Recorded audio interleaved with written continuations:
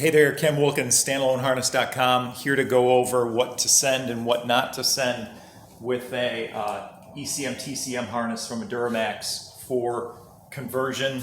All of the harnesses, LB7, LLY, LBZ, LMM, they all kind of follow this same configuration. So yeah, just follow along for a minute and I'll talk about how to get it out of your truck and what to send. So start with your ECM connectors. Go ahead and disconnect those. Head over to the TCM, disconnect your TCM. If you do have a DSP5 switch in your donor vehicle, go ahead and cut the switch off and keep it on your end. It won't survive our process, and typically if you're doing a standalone tune with a tuner and you're going with the 5-position tune, they'll send you a new switch anyhow. So head down to the trans, disconnect the transmission harness, disconnect the input shaft sensor, turbine sensor, vehicle speed sensor, and the valve body harness. The transfer case harness will be attached to this if yours is a 4-wheel drive. Disconnect that and keep it on your end.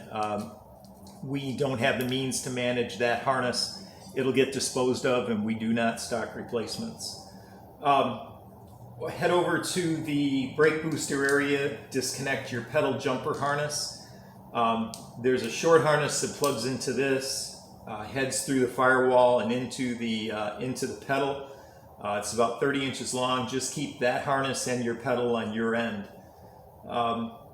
Disconnect the underhood fuse block and then the 2 connectors that tie back into the truck.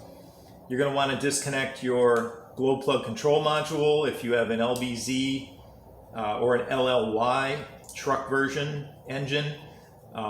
They'll be buried inside the harness. Normally there's tubing here, and we'll go ahead and return this power cable back to you guys. We are set up to manage that.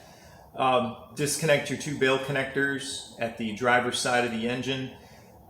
If you have a van harness, one will be on the driver, one will be on the passenger, and then the rest of this stuff will be in a different configuration around the vehicle. But again, they all have the same parts.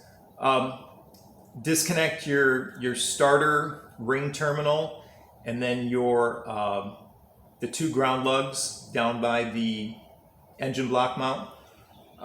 Disconnect your AC pressure sensor and the AC compressor clutch. We will send this pigtail back to you so that you can tie it back into your truck side system that's managing your HVAC. Standalone Duramaxes, we don't control the AC compressor clutch with the ECM any longer. Disconnect your low coolant recovery bottle level, disconnect your alternator, and then disconnect your mass airflow sensor. And be sure to include a piece of paper with your name and telephone number at a bare minimum. If we don't have contact information in the box, the harness will get put into quarantine until the customer calls wondering why we haven't contacted them. Also, do not send battery cables. All of the cables come off of these harnesses with the exception of the LLY truck and LBZ truck engines. We're only set up to return this particular cable. It just adds shipping weight for you, and we have standardized packaging. We don't have room in packaging for the battery cables to be return shipped. It would have to be a separate box at a separate charge. So if you have any questions, send us an email.